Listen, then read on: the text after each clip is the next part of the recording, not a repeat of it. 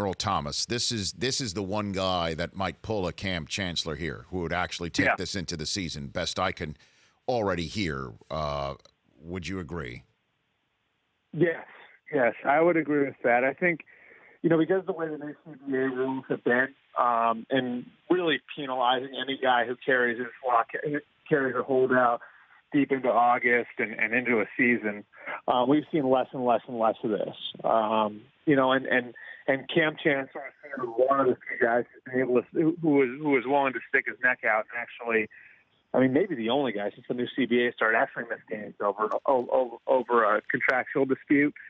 And I just tell you, I think that the Seahawks are taking Earl Thomas's threat very seriously. It doesn't mean that they're going to break the bank to keep him or to get him back in the building. But every indication I get is that Earl Thomas is very serious about this. And look, he should be. This is probably his last chance at a big payday. He turns 30 next year. He's been an elite player for a long time. He's got a pretty extensive injury history. He's played through a lot of stuff. And, in these situations, I always think that it behooves a player to try to get, every piece of financial return they possibly can.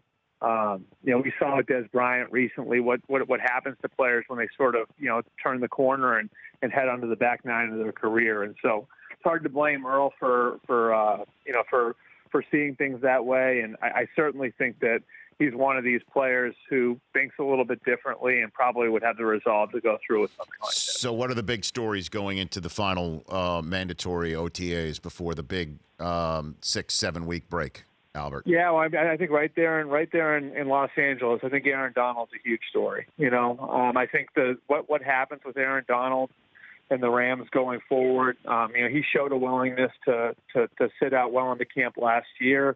My sense is he's willing to go there again. A lot of optimism around the Rams, but they've got some new pieces in there, and they're going to have some contractual situations to take care of over the course of the next few months. Todd Gurley could get paid. Brandon Cooks is going into a contract year, and then of course Aaron Donald's the big one. And so, are they willing to change the market for defensive players? For Aaron Donald, because I think that's what it's going to take to get it done. And the interesting thing about that, Rich, is that you see Matt Ryan got his $30 million per, right? So when that happened, quarterbacks hit $30 million per year before anyone and any other player hit $20 million per year. That's how big the gap is between quarterbacks and everybody else. So can Aaron Donald close that gap? For that matter, can Khalil Mack close that gap? He's another one who it doesn't look like he's going to be at minicamp this week either. And so, this time of year, you don't see too many significant things outside of the freak injuries. So, really, to me, between now and the beginning of camp, you've got the brewing contract situations with Aaron Donald, Khalil Mack, Le'Veon Bell, something we'll obviously be talking about ahead of that franchise tag deadline next month as well. The Rich Eisen Show, weekdays at noon Eastern on Audience.